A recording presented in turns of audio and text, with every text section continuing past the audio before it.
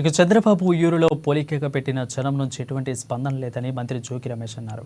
చంద్రబాబు ఎప్పుడు ఎవరితో పొత్తులు పెట్టుకుంటారో, ఎప్పుడు ఎవరితో తెగదించుకుంటారో తెలియజేసుకుంటారో, ఎప్పుడు ఎవరి కాళ్ళు పట్టుకుంటారో తెలియదని విమర్శించారు. రాజకీయ విశ్వసనీయత లేని చంద్రబాబు రాజకీయాలకు పనికిరారని మండిపడ్డారు. టీడీపీ అధినేత దమ్ము ధైర్యం ఉంటే తనతో బహిరంగ చర్చకు రావాలని జోగి రమేష్ సవాల్ విసిరారు.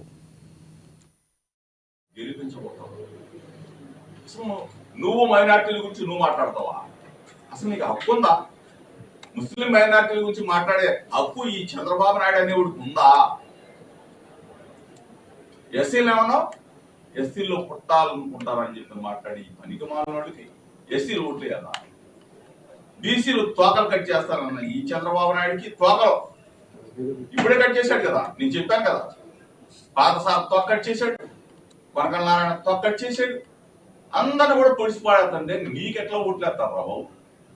జనం మొత్తం వన్ సైడ్ వార్ జగన్ అన్న పక్షాన ఉన్నారు.